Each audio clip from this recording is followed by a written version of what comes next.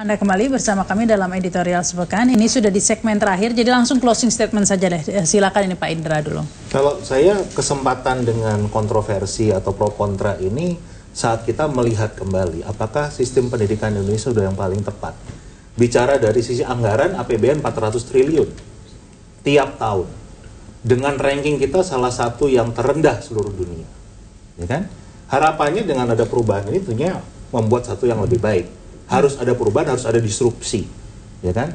Nah, tinggal kita sama-sama melihat bagaimana perubahan ini yang juga sebetulnya bukan satu perubahan yang kita duluan, negara lain semua sudah modelnya seperti ini dan tidak problematika, ya kan? Tinggal kita mengikuti saja perubahan ini kan, itu sama aja kayak tukang pos sekarang dengan adanya email, dengan adanya WhatsApp harus adjust dengan kondisi itu.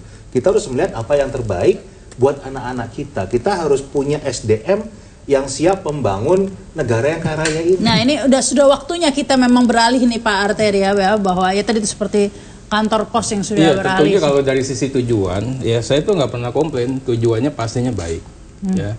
Tapi kan kita juga harus begitu hati-hati dan begitu cermat dan sesuai dengan fakta yang ada di lapangan. Fakta yang di lapangan, Pak Dirjen, saya sendiri nih, saya punya yayasan juga. Saya memerangi bagaimana orang tua itu tidak memperkerjakan anaknya. Jadi kita bergate Pak, kita bawa itu mereka jam segini sampai segini sekolah ya. Kita namanya ada lembaga yang non formal Pak, LPK dan sebagainya. Nanti setelah itu Bapak boleh anaknya bawa ke kebun lagi. Suruh apa? Ini fakta yang ada di Pulau Jawa Pak, nggak usah kita bicara di Kalimantan, Sumatera dan sebagainya. Maksud saya, buatlah kebijakan itu yang berkeindonesiaan, yang menggali nilai-nilai lokal. Oke, tadi ada lab school. Saya ingin tanya, lab school itu berapa banyak? Ya, bandingkan jumlah sekolah kita formal dan non formal ada berapa banyak? Ya, dari situ aja udah kelihatan. Ternyata yang sudah implemented 5 jam dan 8 jam dan 5 hari itu hanya nggak sampai 2%, Pak. 98% itu yang belum melaksanakan itu. Waktunya sampai berapa bulan ini? Kalau dikatakan 2017 mau diimplementasikan. Baik.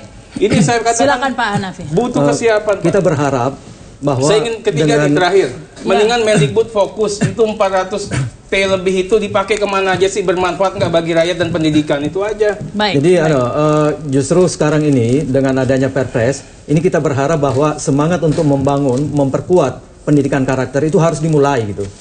Artinya jangan misalnya ya ketika misalnya ada pro kontra di masyarakat, lalu nantinya Perpres ini itu akan menjadi mundur gitu. Nah, yang kalau menurut saya sendiri sejak awal saya katakan bahwa Permendikbud ini itu mencoba untuk bagaimana pendidikan karakter ini dikedepankan. Mundur maksudnya membatalkan permen begitu ya, Pak? Apapun area yang bahkan bukan semangat untuk membangun pendidikan karakter itu. Dan yang saya kira sejak awal kita harus memberikan dukungan kepada Presiden Jokowi itu bagaimana sehingga pendidikan karakter ini itu harus hidup, dan salah satunya itu sumber yang paling bisa dilakukan itu di sekolah. Baik. Dan itu sudah dicontohkan oleh berbagai negara yang maju sekarang ini. Baik, silakan ya Pak Nanjalmuddin. Saya koreksi dulu. Dari 400 triliun APBN itu tidak semuanya di Kemendikbud. Kemendikbud itu hanya mengelola 37 triliun. Malah lebih banyak Kemenak 57 triliun. Kemristekdikti berapa? 80 triliun mungkin. Belum lagi sekolah-sekolah dinas di bawah Kemsos, di bawah kehakiman segala macam. Jadi bukan 400 triliun itu di bawah Kemendikbud, enggak. Kita cuma mengelola 37 triliun. Mana cukup itu? Nah, seiring dengan kebijakan Permendikbud tadi, ini yang harus kita lakukan. Nah, 8 jam itu tidak semuanya di dalam kelas. Jadi guru itu sampai jam 12 dalam kelas, jam 1 istirahat, sholat, makan, jam 1-2 itu mereka bisa belajar musik, belajar drum band, berlatih pramuka, atau pergi dibawa ke museum, seniman masuk sekolah, budayawan masuk sekolah. Banyak itu dari model-model pembelajaran. Ada 165 model pembelajaran untuk menggairahkan murid sekolah. Nah, Dinia tadi itu, kalau ustadznya ada, why not? Panggil aja ustadznya mengajar di sekolah di situ, didatangkan.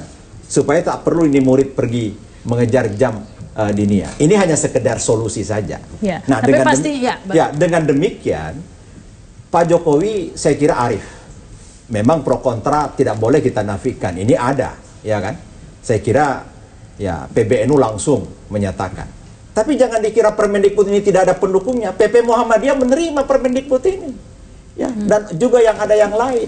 Ya. Jadi cuma ditakutkan jangan sampai dua organisasi besar ini bisa berhadap-hadapan. Ya. Karena ada pendukung dari Permen ini. Yang penting Oleh karena mungkin- itu Pak Jokowi dengan Ketua Umum MUI supaya solusi ini kita bisa soft landing gitu. Jangan hard landing. Saya kira Pak Jokowi cerdas. Baik. Dan konten daripada Permen itu saya kira mendominasi dari Perpres nanti. Belum dikeluarkan, tapi tentunya Itu kita harapan berharap kami. Assalamualaikum apapun itu yang kita warahmatullahi berharap justru Ya. yang diatur ini adalah yang menjawab Ya, permasalahan setelah permasalahan yang mengakomodir ada. berbagai macam Mengakomodir. aspirasi dari elemen-elemen Baik. masyarakat. Terima kasih nih Pak Najamuddin, Ya. Pak Hanafi, juga Pak Indra, juga Pak Arteria, dan pemirsa, demikian editorial sepekan. Saya Rahma Sarita, selamat malam, sampai jumpa.